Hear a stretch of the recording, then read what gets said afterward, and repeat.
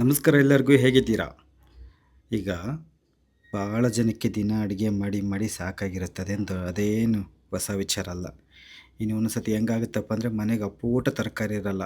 ಏನಂದರೆ ಏನಿರಲ್ಲ ಎಲ್ಲ ಖಾಲಿಯಾಗಿರುತ್ತೆ.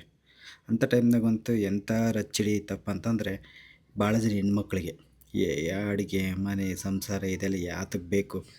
ಸುಮ್ಮನೆ ಒಂದು ಎನಟಿ ಬ್ಯಾಗ್ನ ಕೆಳಗೆ ಜೊತೆ ಬಟ್ಟೆ ಹಾಕ್ಕೊಂಡು ಎತ್ತನೆ ಎದ್ದು ಬಿಡೋಣ ಅನ್ನಂಗೆ ಆಗ್ಬಿಡುತ್ತೆ. ಆಮೇಲೆ ನೆನೆಸ್ಕೊಂತಾರೆ ಪರಿಸ್ಥಿತಿ. ನಾವೇನು ಮಂಗಳ ಗ್ರಹಕ್ಕೋ ಕುಂತ್ಕೊಂಡ್ರೆ ಏನೋ ಬಿಟ್ಟಾರೆ ಇವರು.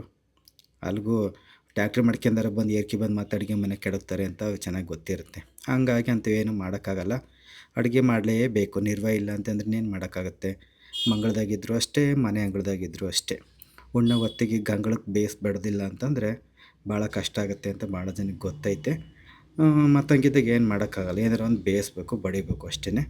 ಈಗ ಹಂಗೆ ಮನೆಗೆ ಏನು ಅಪ್ಪೂಟ ತರಕಾರಿ ಇಲ್ಲ ಅಂತಂದಾಗ ನಾನಿವತ್ತು ನಿಮಗೆ ಒಂದು ಮಸಾಲೆ ಗ್ರೇವಿ ತೋರಿಸ್ತೀನಿ. ಭಾಳ ಅಂತಂದರೆ ಭಾಳ ಚೆನ್ನಾಗಿರುತ್ತೆ. ಇದನ್ನೊಂದು ಸತಿ ಮಾಡ್ಕೊಂಡು ತಿಂದು ನೋಡಿರಿ, ನಿಮಗೆ ಗೊತ್ತಾಗುತ್ತೆ. ಇದನ್ನು ಮಾಡೋದಕ್ಕೆ ನಾನಿಲ್ಲಿ ನೋಡಿರಿ ಇಂಥ ಚಮಚದಾಗೆ ಒಂದು ಚಮಚದಷ್ಟು ಅಕ್ಕಿ ತಗೊಂಡಿದ್ದೀನಿ. ಯಾವನ್ನ ಅಕ್ಕಿ ತಗೊಳ್ರಿ.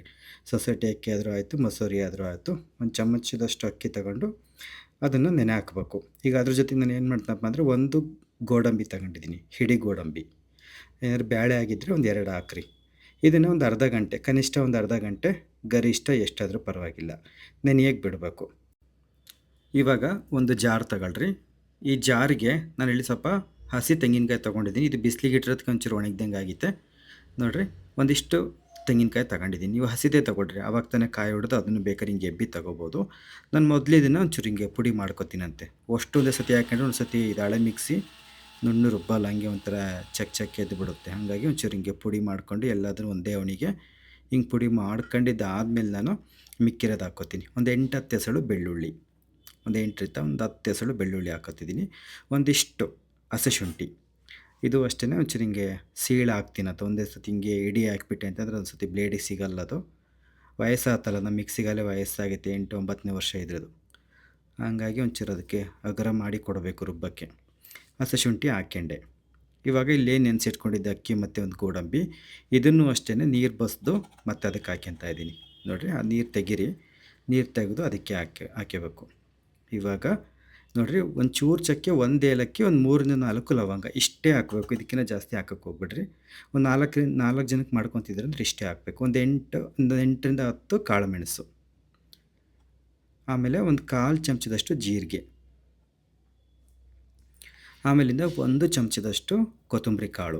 ನೋಡಿರಿ, 1 ಚಮಚ. ನೋಡಿರಿ, ನಾನು ಎಷ್ಟು ಹೇಳಿದ್ದೀನಿ ಇಷ್ಟನ್ನೇ ನೀವು ತಗೊಳ್ರಿ.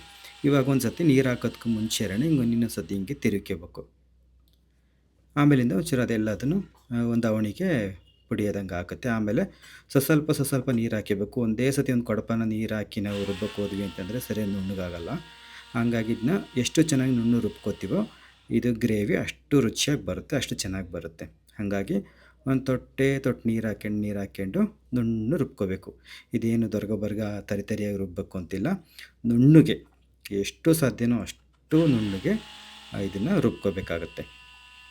ನೋಡಿರಿ, ಮಸಾಲೆ ಮಾತ್ರ ಯಾವುದೇ ಕಾರಣಕ್ಕೂ ಜಾಸ್ತಿ ತಗೊಳಕ್ಕೋಗ್ಬಿಡಿ. ಚಕ್ಕೆ, ಲವಂಗ, ಏಲಕ್ಕಿ ಈ ಮೂರೂ ಅಷ್ಟೇ ಕಡಿಮೆ ತಗೊಂಡ್ರೂ ಪರವಾಗಿಲ್ಲ, ಜಾಸ್ತಿ ಮಾತ್ರ ತಗೊಳಕ್ಕೆ ಹೋಗ್ಬಾರ್ದು.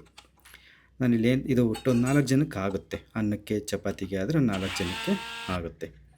ಈ ಥರ ನುಣ್ಣಗೆ ರುಬ್ಬಿದ್ದಾದಮೇಲೆ ಆ ಕಡೆಗೆ ಅದನ್ನ ಒತ್ತಟ್ಟಿಗಿಡ್ರಿ. ಈಗ ಒಲೆ ಮೇಲೆ ಒಂದು ಬಾಣಲಿ ಇಟ್ಟು ಒಂಚೂರು ದಪ್ಪ ತಳ ಇರೋ ಬಾಣಲಿ ತಗೊಳ್ರಿ. ಸ್ವಲ್ಪ ಎಣ್ಣೆ ಹಾಕಬೇಕಾಗತ್ತೆ. ನೋಡಿರಿ, ಹೆಚ್ಚು ಕಡಿಮೆ ನೀವು ಎಷ್ಟು ಎಣ್ಣೆ ತಿಂತೀರಾ ಅದಕ್ಕೆ ಸಮನಾಗಿ ಎಣ್ಣೆ ತೊಗೊಳ್ರಿ. ಎಣ್ಣೆ ಕಾಯ್ತಿದ್ದಂಗೆ ಕರಣೆ ಒಂದು 4 ಕಾಳು ಜೀರಿಗೆ ಒಗಿರಿ. ಆಮೇಲಿಂದ ಒಂದು ಈರುಳ್ಳಿ ತಗೊಂಡಿದ್ದೆ, ಸಣ್ಣ ಒಂಚೂರು ಇತ್ತು ಅಂಥದ್ದು, ತೀರ ದೊಡ್ಡದಲ್ಲ ತೀರ ಸಣ್ಣದಲ್ಲ ಅಂಥದ್ದು. ಹಿಂಗೆ ಉದ್ದುದ್ದಕ್ಕೆ ಹೆಚ್ಕೊಂಡು ಅದಕ್ಕೆ ಹಾಕ್ತಾಯಿದ್ದೀನಿ. ಈರುಳ್ಳಿ ಒಂಚೂರು ಕೆಂಪು ಹಾಕಬೇಕು. ಅಲ್ಲಿವರೆಗೂ ಸಣ್ಣ ಉರಿ, ಇಲ್ಲ ಅಂತಂದರೆ ಸಣ್ಣ ಉರಿಗೆ ಒಂಚೂರು ಜಾಸ್ತಿ ಉರಿ ಇಟ್ಟು ಅವನೊಂಚೂರು ಕೆಂಪತ್ತವರೆಗೂ ಚೆನ್ನಾಗಿ ಹುರಿಬೇಕಾಗತ್ತೆ. ನೋಡಿರಿ, ಈ ಥರ ಚೆನ್ನಾಗಿ ಹುರಿಬೇಕು. ಉರಿ ಜಾಸ್ತಿ ಇಟ್ಟು ಒಂಚೂರು ಗಾಢ ಆಗುತ್ತೆ. ಸಣ್ಣ ಉರಿನಲ್ಲೇ ಮಾಡ್ತಿದ್ರೆ ಅದೇ ಕೆಲಸ ಮಾಡ್ಕೊಂತ ಹುರಿಬೋದು. ಹಿಂಗೆ 2-3 ಹಿಂಗೆ ಗೂರಾಡ್ಕೊಂತ ಚೆನ್ನಾಗಿ ಕೆಂಪತ್ತಿದ್ದು ಆದಮೇಲೆ ನಾವಿಲ್ಲೇನು ರುಬ್ಬಿಟ್ಕೊಂಡಿದ್ದೀವಿ ಮಸಾಲೆನ ಇದಕ್ಕೆ ಹಾಕಬೇಕು. ನೋಡಿರಿ, ಚೆನ್ನಾಗೀಗ ಕೆಂಪಗಾಗಿದ್ದಾವೆ ಈರುಳ್ಳಿ. ಇವಾಗ ಇಲ್ಲಿ ರುಬ್ಬಿರ್ತಕ್ಕಂಥ ಮಸಾಲೆನ ಇದಕ್ಕೆ ಸೇರಿಸ್ಬೇಕು. ಮಸಾಲೆಯನ್ನು ಸೇರಿಸಿದಾದಮೇಲೆ ಮತ್ತೆ ಒಂದು ನಿಮಿಷ ಸಾಕು. ಒಂದು ನಿಮಿಷ ಚೆನ್ನಾಗಿ ಅದನ್ನು ಗೂರಾಡ್ತಾ ಗೂರಾಡ್ತಾ ಚೆನ್ನಾಗಿ ಇದು ಮಾಡಬೇಕಾಗುತ್ತೆ. ಸ್ವಲ್ಪ ಕಾಯಿ ಹಾಕಿರೋದ್ರಿಂದ ಒಣ ಒಣ ಅಂತ ಅನಿಸುತ್ತೆ, ಏನೂ ತೊಂದರೆ ಇಲ್ಲ. ಅದು ಅದರಲ್ಲಿರೋ ಎಣ್ಣೆ ಅಂಶನೂ ಬಿಟ್ಕೊಂಡ ಮೇಲೆ ಅದು ಸರಿಯಾಗುತ್ತೆ. ಈಗ ಉರಿನ ಸಣ್ಣ ಉರಿನಲ್ಲೇ ಇಟ್ಟಿದ್ದೀನಿ. ನಾನಿದು ಏನು ಪೂರ್ತಿ ಏನು ಮಾಡ್ತಿದ್ದೀನಿ ಈ ಒಂದು ಗ್ರೇವಿನ ಸಣ್ಣ ಉರಿನಲ್ಲೇ ಮಾಡ್ತೀನಿ. ನಾನು ಸಾಮಾನ್ಯ ಸಣ್ಣೂರಿನಲ್ಲೇ ಅಡುಗೆಗಳು ಮಾಡ್ತೀನಿ. ನಾನು ಹೆಂಗೆ ಅಂತಂದರೆ ಒಂದಕ್ಕೆ ಜೋತ್ಕೊಂಡಿರೋದಿಲ್ಲ, ಒಂದು ಮಾಡ್ಕೊಂತಲೇ 9 ಮಾಡ್ತಿರ್ತೀನಿ ಕಡೆಗೆ. ಹಂಗಾಗಿ ತೀರಾ ಮತ್ತೆ ಉರಿ ಜೋರಿಟ್ಟು ಅದು ಸೀದ ಬೂದಿ ಹೋಯ್ತೈತೆ ಅಂತೇಳಿ ನಾನು ಏನು ಮಾಡ್ತೀನಿ, ಆದಷ್ಟು ಸಣ್ಣೂರಿನಲ್ಲೇ ಅಡುಗೆಗಳು ಮಾಡ್ತೀನಿ. ನೀವು ಅಷ್ಟೇ ಇದ್ರ ಜೊತೆ ಏನಾದ್ರು ಬೇರೆ ಕೆಲಸಗಳು ಮಾಡ್ಕೊತಿದ್ರೆ ಸಣ್ಣ ಉರಿ ಇಟ್ಟು ಹಿಂಗೆ ಎರಡ್ಕೆ ಮುರ್ಕೆ ಹಿಂಗೆ ಚೆನ್ನಾಗಿ ಗೂರಾಡ್ಕೊಂತ ಬೇಯಿಸ್ರಿ. ಒಂದು ನಿಮಿಷ ಆಗ್ತಿದ್ದಂಕಲ್ಲೇ ಮಿಕ್ಸಿ ಜಾರ್ ತೊಳೆದು ನೀರು ಹಾಕ್ರಿ ಇದಕ್ಕೆ. ನೀರು ಹಾಕ್ಬಿಟ್ಟು ಇವಾಗ ಮತ್ತೆ ಅದೊಂಚೂರು ಎಣ್ಣೆ ಬಿಡೋವರೆಗೂ ಚೆನ್ನಾಗಿ ಮತ್ತೆ ಅದರಲ್ಲೇ ಬೇಯಿಸಬೇಕಾಗತ್ತೆ. ಭಾಳ ಹೊತ್ತೇನು ಹಿಡಿಯೋದಿಲ್ಲ, ಕಡಿಮೆ ಮಸಾಲೆ ಆಗಿರೋದ್ರಿಂದ ಗಾಢ ಕುದಿ ಎತ್ತಿಬಿಡುತ್ತೆ. ನೋಡಿರಿ ಹಿಂಗೆಲ್ಲ ಚೆನ್ನಾಗಿ ಇನ್ನೊಂದ್ಸತಿ ಗೂರಾಡಿ ಹಿಂಗೆ ಎರಡ್ಕೆ ಮೂರಕ್ಕೆ ತಿರುಗ್ತಿರಬೇಕು. ಒಂಚೂರು ಅಕ್ಕಿನೂ ಹಾಕಿರ್ತೀವಿ, ಆಮೇಲೆ ಮಸಾಲೆನೂ ಮಂದವಾಗಿರೋದ್ರಿಂದ ಒಂಚೂರು ತಳ ಹಿಡ್ದಂಗೆ ಆಗ್ಬಿಡುತ್ತೆ. ಹಂಗಾಗಿ ಗೂರಾಡ್ತಿರಬೇಕು.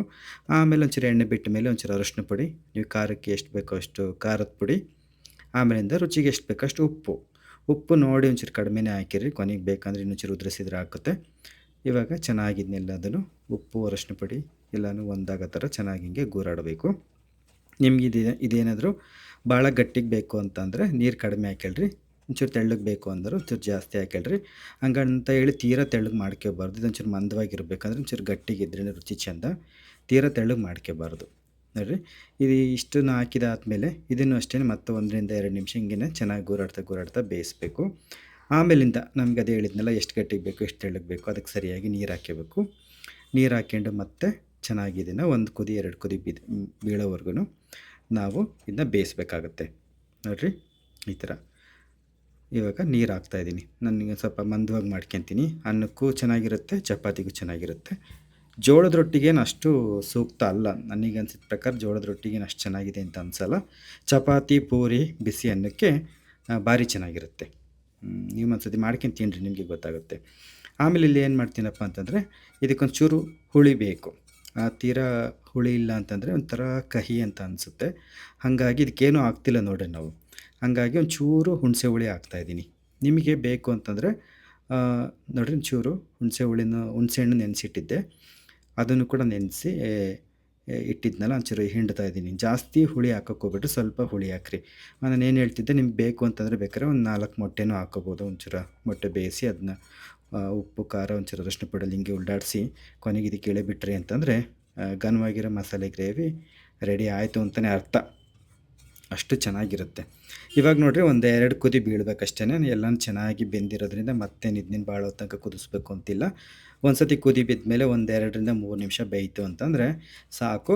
ಯಾವುದೇ ಕಾರಣಕ್ಕೂ ನಾವು ಗೂರಾಡೋದು ನಿಲ್ಲಿಸ್ಬಾರ್ದು. 2ಕೆ 3ಕೆ ಹಿಂಗೆ ಒಂದು ಸತಿ ಗೂರಾಡ್ತಿರ್ಬೇಕಂದ್ರೆ ತಿರುತ್ತಾ ಇರಬೇಕು. ಸ್ಟರ್ರಿಂಗ್ ಅಂತ ಅಂತೀವಲ್ಲ, ಅದಕ್ಕೆ ನಾವು ಗೂರಾಡೋದು ಅಂತೇಳಿ ಕರಿತೀವಿ ನಮ್ಮ ಕಡೆ, ದುರ್ಗದ ಕಡೆ ಹಳ್ಳಿ ಭಾಷೆ. ಕೆಲವರಿಗೆ ಗೊತ್ತಾಗಲ್ಲ ಅಂತೇಳಿ ಹೇಳಿದೆ.